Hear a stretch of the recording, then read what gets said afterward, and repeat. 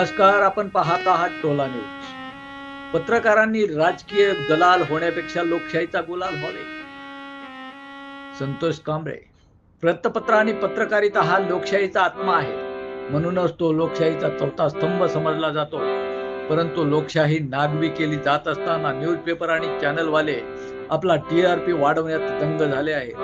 हे करत असताना आपण लोकशाहीचे रक्षक आणि सामान्य जनतेचे खरे प्रतिनिधी आहोत हे विसरून लेखणीला लबाड आणि नालायक प्रवृत्तीच्या राजकीय मंडळींच्या ढाळजात कधी निजवली हेही कळलं नाही. आज देशात आया बहिणी सुरक्षित नाही. कष्टकरी शेतकरी रोज आत्महत्या करत आहेत. बोगस कृषी कंपन्या शेतकऱ्यांना लुटत आहेत. शाळेत जाणारी चिमुरड्यांवर बलात्कार पोरीची शिकार करून शाळेच्या पवित्र वास्तूला कलंकित करत आहेत. महाविद्यालयात जाऊन मोठा अधिकारी डॉक्टर होण्याची स्वप्ने पाहणाऱ्या तरुणीचा सामुदायिक आणि अमानुष बलात्कार करून टाळले जात आहे. आई वडिलांची स्वप्ने साकार करण्यासाठी धडपडणारा तरुण डिग्रीचे ओझ घेऊन दारोदार भटकत आहे आणि नैराश्याच्या गर्तेत स्वतःला संपवून थकलेल्या बाबाची काठी मोडून टाकत आहे आणि लायकी नसलेली प्रत्येक पक्षाचे उपरणे सोयीप्रमाणे डोक्यावर बांधून लोकशाहीचा चांगलं करत आहे. प्रत्येक टर्मला मुजरा करून साहेब, आमदार, खासदार, मंत्री होऊन लाखो रुपयांची पेन्शन काही मिनिटात फक्त भाग्यवान आणि निवृत्ती घेतलेला सामान्य माणूस सरकारी उंबरट्यावर मस्तक आपटतो आहे.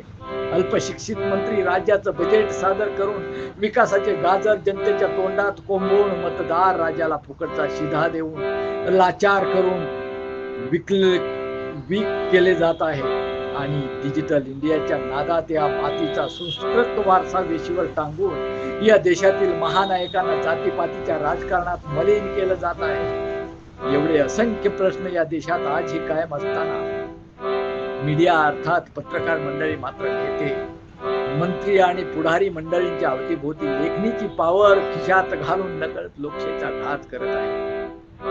हे सगळे करत असताना आपण लोकशाहीचा चौथा स्तंभ आहोत आणि लोकशाही धोक्यात असताना आपण कुठे कमी पडतो आहोत याचे आत्मपरीक्षण करण्याची गरज आहे मित्रांनो.